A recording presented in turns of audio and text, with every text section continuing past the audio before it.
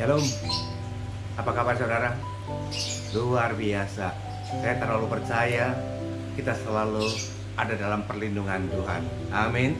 Apapun keadaan, situasi, kondisi, kita hidup bukan karena keadaan, kita hidup oleh karena janji Tuhan. Ingat itu. Apapun keadaan, apapun situasi, ingat kita hidup bukan karena keadaan, kita hidup karena janji Tuhan. Janjinya untuk memberikan hari depan yang penuh pengharapan buat saudara dan saya. Siap diberkati? Tundukkan kepala kita berdoa. Tuhan, kembali pada kesempatan ini kami boleh menikmati firman-Mu. Persiapkan hamba-Mu Tuhan, taruhkan perkataan-Mu, berkati jemaat-Mu dimanapun mereka berada Tuhan. Bila kebenaran firman-Mu menguatkan mereka, mengingatkan mereka, membebaskan mereka, menyembuhkan mereka. Di dalam nama Yesus kami siapkan hati kami. Semua yang siap diberkati sama-sama katakan amin. Haleluya. Saudara, kesempatan ini kita kembali membuka firman Tuhan dari Yesaya 30 ayat 1 sampai dengan 5. Yesaya 30 ayat 1 sampai dengan 5.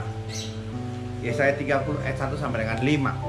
Firman-Nya, celakalah anak-anak pemberontak, demikianlah firman Tuhan, yang melaksanakan suatu rancangan yang bukan daripadaku, yang memasuki suatu persekutuan yang bukan oleh dorongan rohku, sehingga dosa mereka bertambah-tambah, yang berangkat ke Mesir dengan tidak meminta keputusanku, untuk berlindung pada Firaun dan untuk berteduh di bawah naungan Mesir. Tetapi perlindungan Firaun akan memalukan kamu, dan perteduhan di bawah naungan Mesir akan menodai kamu. Sebab sekalipun pembesar-pembesar Yerusalem sudah ada di Soan, dan utusan-utusannya sudah sampai ke Hanes, sekaliannya akan mendapat malu, karena bangsa itu tidak dapat memberi faedah kepada mereka, dan tidak dapat memberi pertolongan atau faedah, melainkan hanya memalukan, bahkan mengaibkan mereka. Haleluya. Siap diberkati, amin. Luar biasa, saudara. Seringkali ya tanpa kita sadari, kita sedang hidup di dalam kutuknya Tuhan. Saudara, jangan kaget. Tanpa kita sadari, sebenarnya kita bekerja dalam usaha, dalam rumah tangga. Sebenarnya kita berada dalam kutuknya Tuhan. Pak, kenapa? Kan kita sudah terima Dia sebagai Tuhan dan Juru Selamat. Segala kutuk-kutuk sudah dipatahkan. Ya, kita sudah diselamatkan. Tapi tanpa kita sadar, kita mengikatkan diri lagi. Tanpa kita sadar, kita membuat diri kita terkutuk. Saudara, ada berapa banyak para pengusaha yang kerja, pemilik toko, rumah tangga, tanpa mereka sadari, mereka dalam kutuk. Mereka datang minta didoakan, mereka datang minta didoakan, tetapi doanya tidak kunjung datang, kesembuhan tidak mereka terima, pemulihan tidak mereka terima. Mereka bingung di sini. Kenapa seperti itu? Saudara, maaf ya. Kalau kita sedang bersengketa, kalau kita sedang bermasalah dengan Tuhan, kemudian kita datang kepada Tuhan minta pertolongan, minta kesembuhan, minta berkat, minta pemulihan. Maaf, kau tidak pernah akan dijawab. Kau tidak pernah akan diberikan. Kenapa? Karena engkau sedang bermasalah dengan Dia. Selesaikan dulu masalahmu dengan Tuhan, maka berkat itu dengan sendirinya mengalir secara sempurna buat saudara dan saya. Ada amin? Seringkali tanpa kita sadar, atau dalam arti kata saya berkata gini, nggak tahu malu.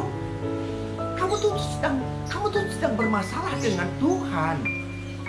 Kemudian kamu datang dan tanpa malu, tanpa sungkan, tak tahu diri, minta dilepaskan, minta disembuhkan, minta dipulihkan. Maaf, kau tidak pernah akan bisa menikmati berkat seperti apa yang kau inginkan karena kau sedang bermasalah dengan Tuhan. Contohnya seperti ini, saudara. Kalau saudara, maaf kata, kalau saudara punya utang sama saya 1 miliar, kira-kira saudara berani tidak sih ketemu dengan saya? Berani tidak sih berjumpa dengan saya? Saudara, selama utang itu belum lunas, saudara tidak pernah akan berani datang kepada saya. Apalagi minta kembali. Saya berkata yang kemarin aja lu belum lunas, mau minta lagi, mau minjem lagi. Tapi kenyataannya orang-orang percaya gak sadar. Kalau Tuhan mau berkata gini, lu gak tahu malu banget lah. Contohnya lagi saudara. Saudara mau menjual rumah. Rumahnya strategis, pinggir jalan, masuk 2 mobil. Tempatnya bagus dah. Kiri kanannya pun bagus. Saudara menjual. Saudara sudah menjual. Bukan saja harga NJOP, di bawah harga NJOP, tetap saja tidak laku. Saudara berdoa, saudara puasa, apapun yang saudara lakukan, dan doa saudara tidak dijawab sama Tuhan, sehingga saudara stres di situ. Aku harus berbuat apa? Saudara, masalahnya bukan Tuhan tidak mendengar, masalahnya bukan Tuhan tidak menjawab. Masalahnya satu, sertifikat tanahmu sengketa. Kalau sertifikat tanahmu sengketa, sekalipun dijual di bawah NJOP, orang yang waras tidak pernah akan mau membeli. Dia berkata, bikin repot saja. Aku beli, bisa aku ribut terus sama orang-orang di sana. Selesaikan surat tanahmu, selesaikan legalitasnya. Begitu sudah selesai, jangan kata NJOP, harga pasar pun engkau akan laku. Tempat tanahmu bagus kok. Hari ini kita mau belajar sama-sama. Kenapa sih? Hal apa yang kita tanpa sadar membuat diri kita terkutuk dan dikutuk sama Tuhan? Tuhan tidak punya niat seperti itu. Tapi kitanya yang masuk ke dalam lingkup seperti itu, ke dalam jalur-jalur yang sudah rambu-rambu yang sudah dibatasi. Jangan keluar. Kita sengaja kita keluar tanpa kita sadar. Saudara siapa diberkati? Haleluya. Mari kita buka firman Tuhan. Di dalam ayat kedua, Yesaya 30 ayat kedua. Yesaya 30 ayat 2. Yang pertama berkata, celakalah anak-anak pemberontak. Demikian firman Tuhan. Kenapa kita disebut dengan anak-anak pemberontak? Kalau kita sudah menjadi anak-anak pemberontak, Tuhan berkata, celakalah. Dia udah kutuk kita. Kenapa seperti itu? Karena ayat 2.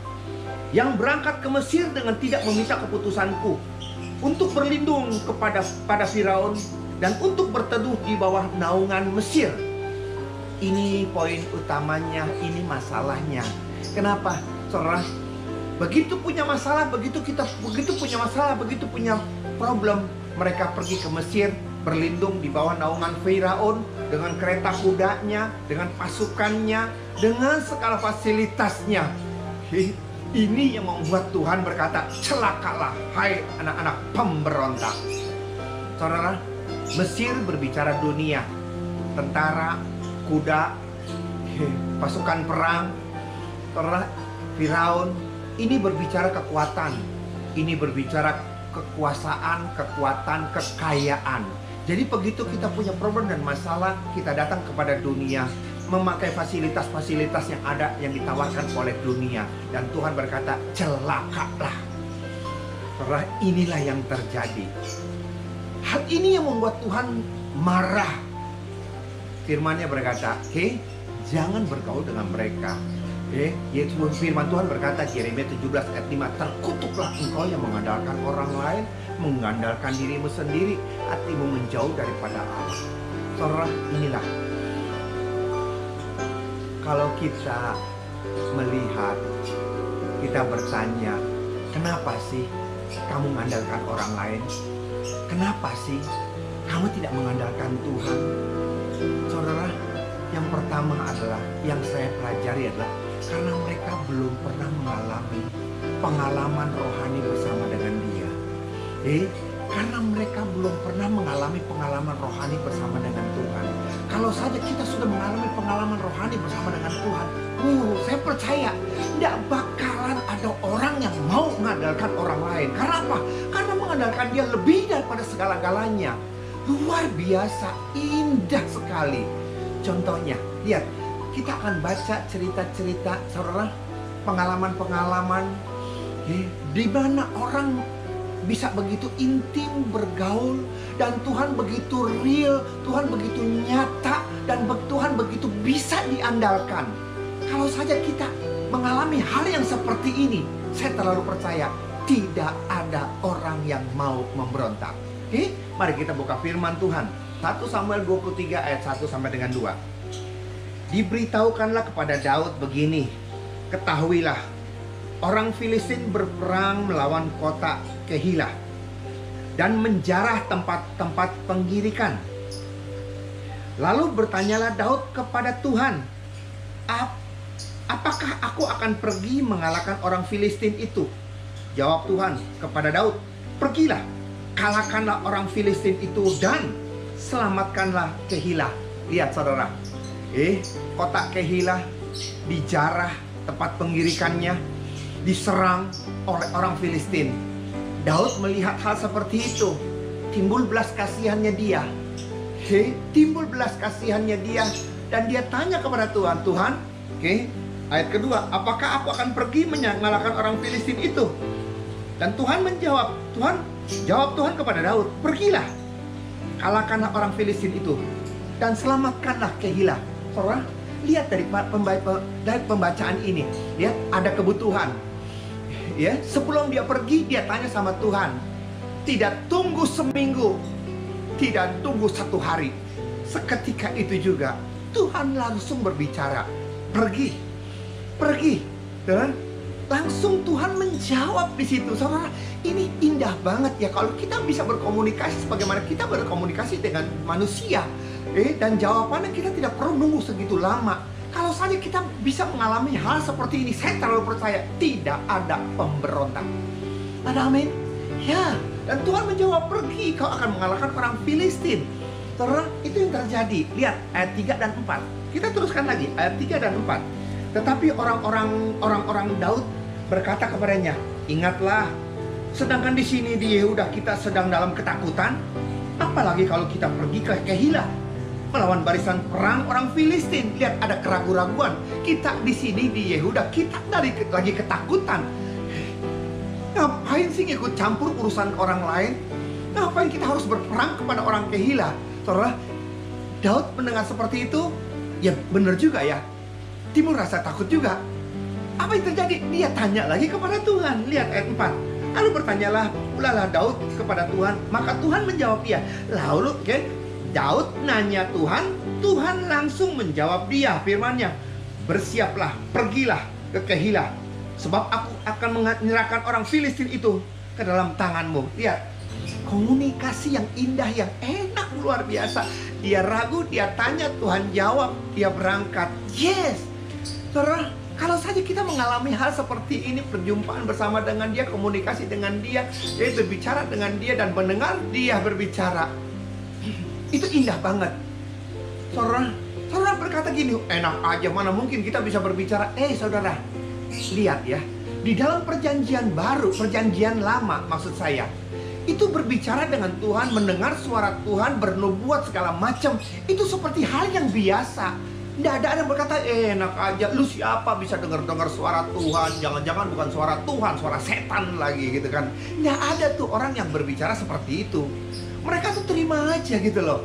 Jadi hal berbicara kepada Tuhan dan mendengar suara Tuhan itu bukan barang antik, bukan barang yang mewah, bukan barang-barang yang sesuatu yang sukar sekali. Tidak, memang Tuhan mau berkomunikasi, Tuhan mau berbicara dengan kita. Itu yang luar biasa, saudara. Dan bukan sampai di situ saja, kita lihat 1 Samuel 23, tetap ayat 11 dan ayat 12. Ceritanya masih berlanjut. Akan diserahkan oleh warga Kehilah, itukah aku ke dalam tangannya? Akan datangkah Saul seperti yang telah didengar oleh hambamu ini? Tuhan Allah Israel, beritahukanlah kiranya kepada hambamu ini. Jawab Tuhan, ia akan datang. Kemudian bertanyalah Daud, akan diserahkan oleh warga kota Kehilah, itukah aku dengan orang-orangku dalam tangan Saul? Firman Tuhan, akan mereka serahkan. Saudara, lihat komunikasinya. Begitu Kehilah diselamatkan, orang Filistin dikalahkan, Daud ada di kota tempat Kehilah itu. Saul mendengar memang Saul sedang ngejar-ngejar si Daud. Sekarang status tempat Daud ada, di tempat Kehilah, di kota sana. datanglah ke sini. Datanglah untuk menyerang. Dia tanya, bakal datang nggak Tuhan? Tuhan berkata, ya dia akan datang. Coba bayangkan kalau kita komunikasi dengan Tuhan jauh. Tuhan, Saul akan datang nggak ke sini? Kapan Tuhan jawab tiba-tiba Saul udah di depan pintu. Tapi itu tidak terjadi.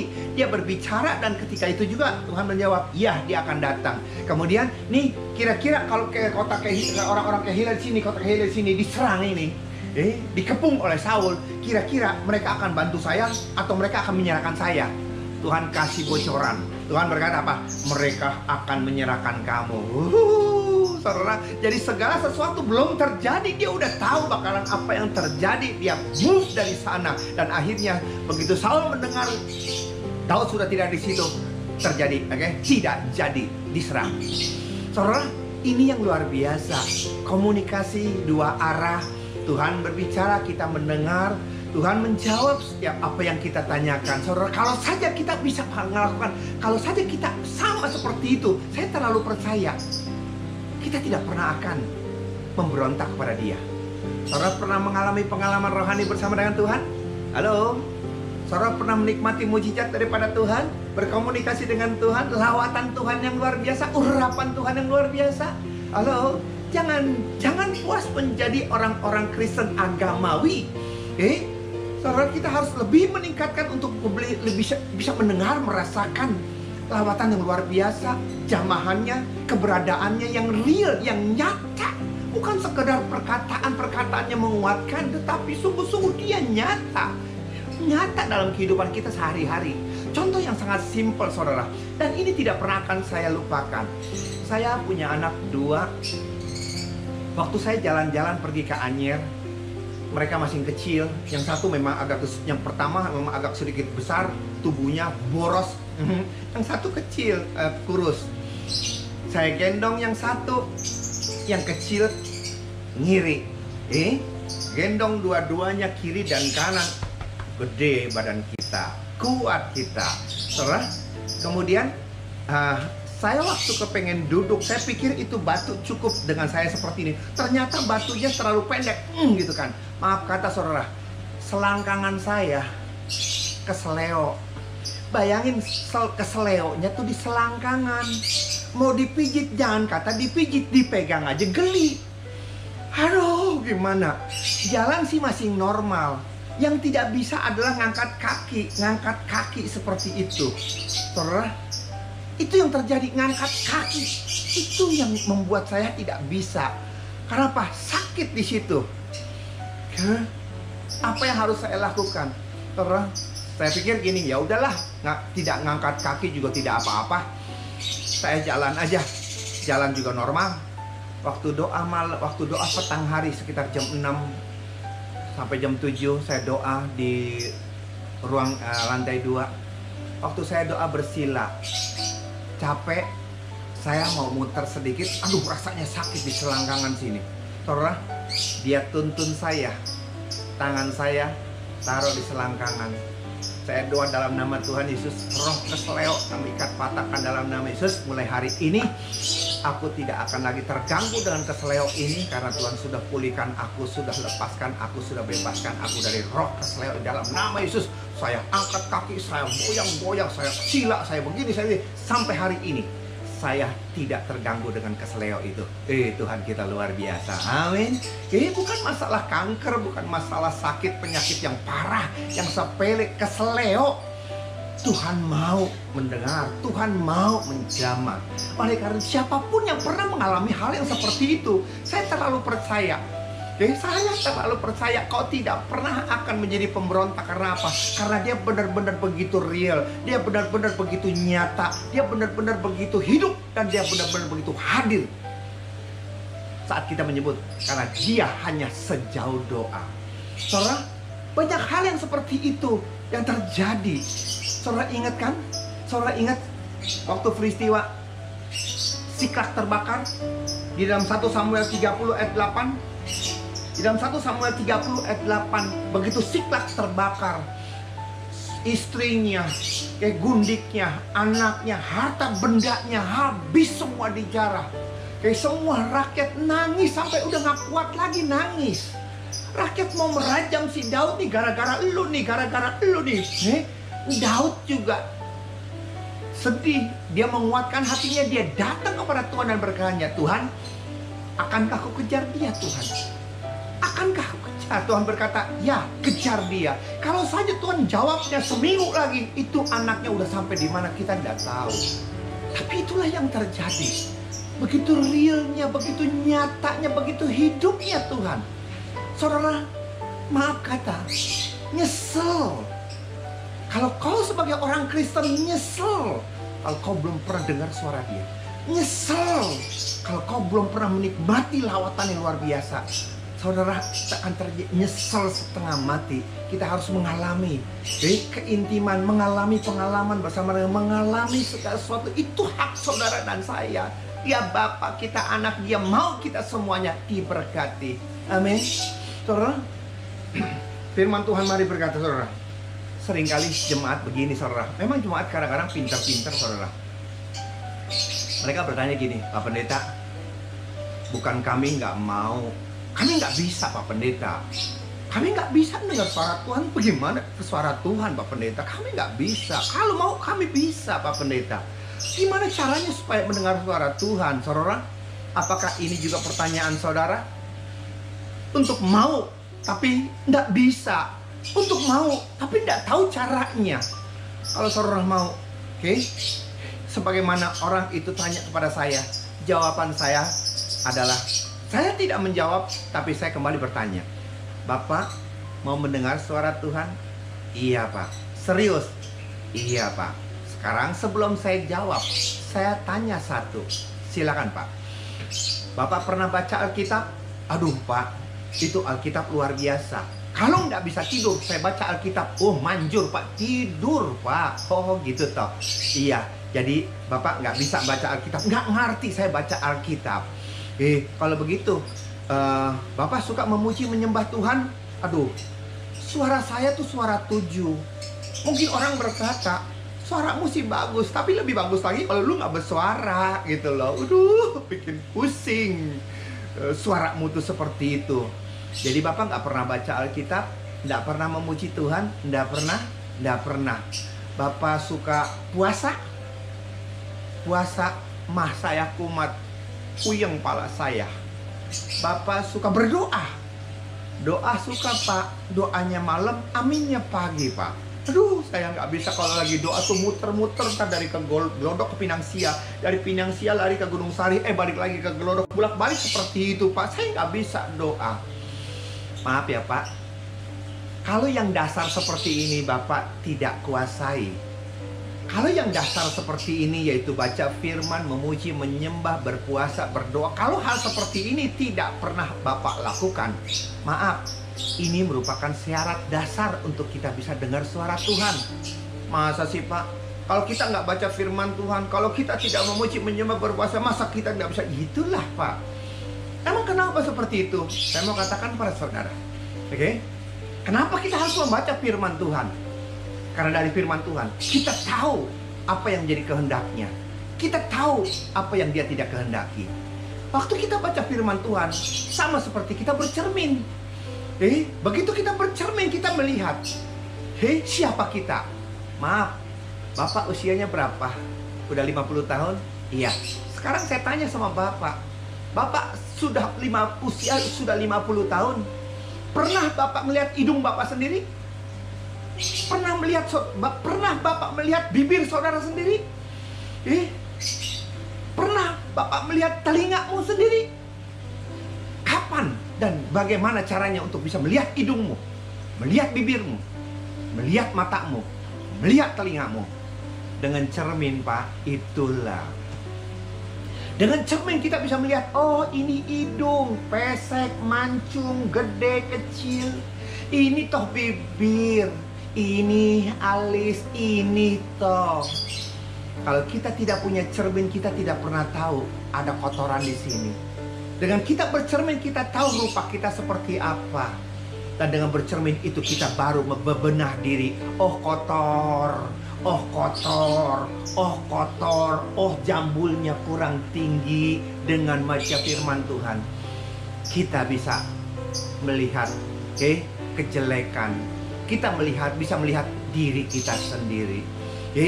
Betapa pentingnya kita melihat Alkitab, membaca Alkitab, karena dari situlah kita bisa melihat siapa kita. Apakah jalan-jalan kita berkenan atau tidak berkenan seperti apa yang Dia inginkan. Kesalahan-kesalahan yang kita lakukan dengan membaca Alkitab, kita bisa tahu posisi kita di hadapan Allah. Lalu memuji menyembah Tuhan. Waktu kita memuji menyembah Tuhan, hadirat Allah ada. Dia bertata di atas puji-pujian. Waktu kau baca firman Tuhan, itu ada di situ firman-Nya. Karena kau tidak baca firman Tuhan, kau tidak tahu bahwa Tuhan bertata di atas pujian anak-anaknya. Kehadirannya, waktu Dia datang, Dia tidak pernah akan kembali sebelum Dia memberkati kita. Karena itu yang terjadi. Seringkali tanpa kita sadar, kita tidak mengerti. Kita tidak sadar buat apa sih rutinitas ini? Apa untuk apa? Saudara, suaramu jelek, suaramu suara 7, suara 8, terserahlah.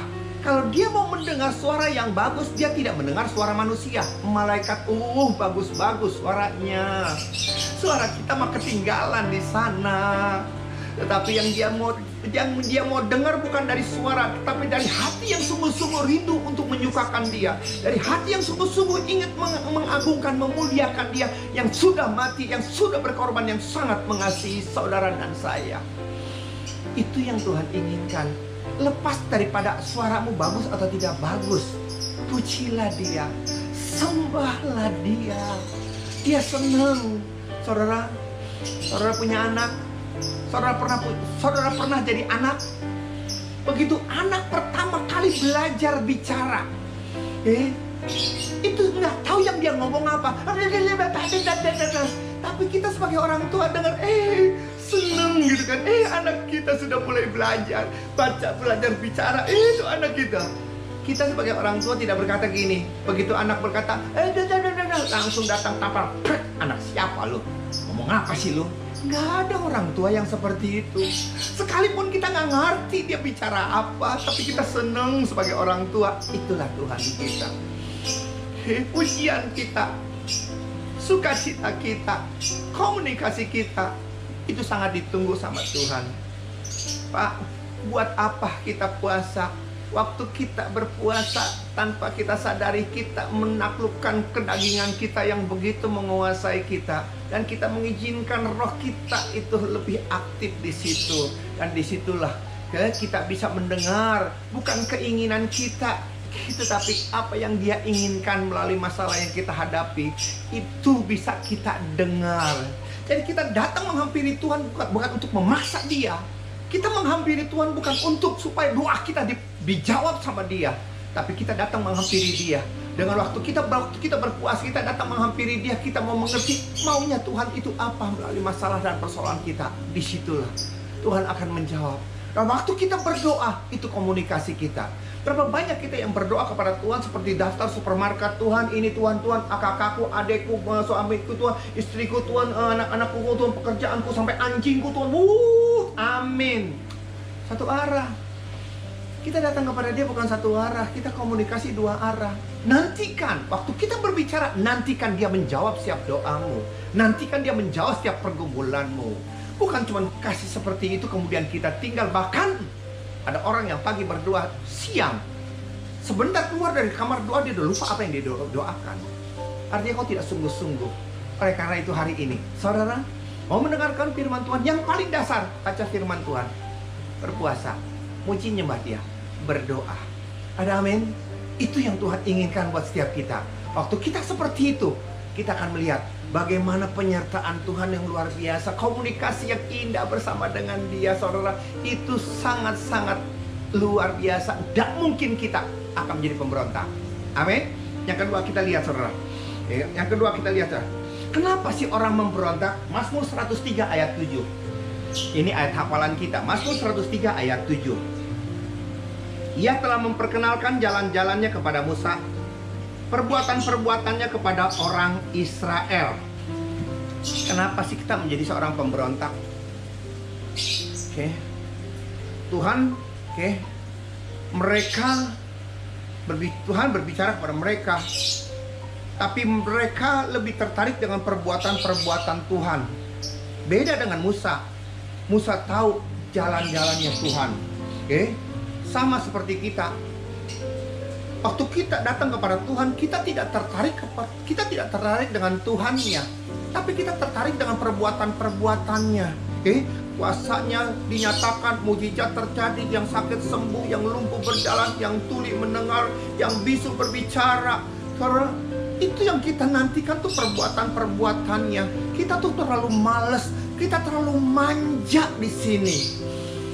Kita mengandalkan orang lain, kita mengandalkan pendeta. Udah pendeta aja yang puasa, pendeta aja yang puasa, enak aja gua disuruh puasa. Lu kapan puasa? Kau suruh saya puasa, kau suruh saya puasa, kau suruh saya puasa. Kapan saya makannya? Pantas saudara yang gemuk, saya yang kurus begini. Haleluya. Saudara, itulah yang terjadi. Kita tuh malas, kita tuh manja. Saudara coba pikirkan ya. Saudara pilih yang mana? Ada orang sakit parah, datang ke pendeta, didoakan, sembuh. Atau yang kedua, ada orang sakit, dia tidak datang kemana-mana, dia hanya datang kepada Tuhan, dia berdoa sendiri, 2 minggu baru sembuh. Saudara pilih yang mana? Hari itu sembuh atau 2 minggu baru sembuh? Saudara, kita praktisnya aja. Ini hari datang, ini hari pulang sembuh. Berapa banyak orang yang tidak mau secara pribadi datang kepada Tuhan, mengalami sendiri pengalaman bersama dengan Tuhan. Maaf saudara ya, kenapa sih saya berbicara seperti ini? Kenapa saya berbicara seperti ini? Hari-hari ini kita melihat, kalau biasanya saudara berketergantungan dengan Tuhan, berketergantungan dengan pendeta, penginjil, gembala sidang. Saat sekarang COVID-19, saudara dipaksa untuk berhubungan langsung sendiri dengan dia. Kalau kau tidak terbiasa untuk berhubungan sendiri dengan dia, maaf saudara, apa yang terjadi? Lockdown, PSBB, gereja tutup. Kita dipaksa untuk mau gak mau atau harus sendiri kau datang kepada dia. Kalau kita yang tidak terbiasa untuk bergaul dengan dia, merasakan hadiratnya dengan dia secara pribadi, kalau kita hanya terus berketergantungan dengan orang lain, hari-hari ini sungguh sangat menyedihkan. Oleh karena itu, sekarang siapapun kita di tempat ini, tidak kebetulan ada COVID-19, tapi ini merupakan satu warning buat setiap saudara dan saya. Kalau Antikris sudah datang, bagaimana kesiapan kita? Hari ini baru COVID-19 saja kita sudah babak belur seperti ini, saling tuduh, saling cakar. Bagaimana kalau sesungguhnya peperangan yang terjadi habis berantakan? Masih belum terlambat saudara, masih belum terlambat. Biasakan diri untuk membaca firman Tuhan. Biasakan sendiri saudara untuk berpuasa. Biasakan diri untuk memuji, menyembah, berdoa secara pribadi. Saatnya kita akan ditinggalkan sendiri, saatnya kita akan berjalan sendiri tanpa ada ketergantungan dengan siapa-siapa. Khusus dalam keadaan seperti ini, perkuat imanmu, percayalah, Tuhan mau saudara dan saya diberkati. Jangan sampai saudara keluar dari para rambunya, sehingga dengan terpaksa dia menghukum saudara dan saya. Amin. Tundukkan kepala kita berdoa. Hamba-Mu sudah selesai berbicara, biar Roh Kudus berbicara, mengajar kepada setiap kami. Kalau selama ini kami berketergantungan dengan pendeta, gembala sidang, berketergantungan dengan orang-orang yang dipakai Tuhan, tetapi hari ini firman-Mu mengingatkan kepada setiap kami, saatnya kami akan dipaksa, saatnya kami akan berjalan sendiri. Oleh karena itu Tuhan, mampukan kami untuk berjalan Tuhan. Ajar kami, paksakan kehendak-Mu Bapa, untuk kami boleh bersekutu, untuk kami boleh mencari wajah-Mu secara pribadi, mendengar Engkau berbicara, berkomunikasi. Karena kami tahu Tuhan, kami sadar Engkau begitu ada, begitu hadir, begitu nyata, begitu rindu untuk memberkati kami. Terima kasih Bapak, berkati jemaat-Mu dimanapun mereka berada. Berkati presiden, wakil presiden negara kami. Kami tolak resesi ekonomi, kami tolak roh kuasa iblis apapun. Ya, kami ikat, patahkan dalam Yesus. NKRI tidak terusik. Kesatuan Republik Indonesia menjadi kekuatan kita, menjadi tujuan utama setiap kita. Terima kasih Bapak. Dalam nama Yesus, ucap syukur untuk berkat-Mu. Haleluya. Amin. Demikianlah Tuhan, saudara, firman Tuhan. Saya percaya kita semua diberkati. Amin. Sampai jumpa dalam sesi yang berikutnya. Shalom. Tuhan Yesus berkati.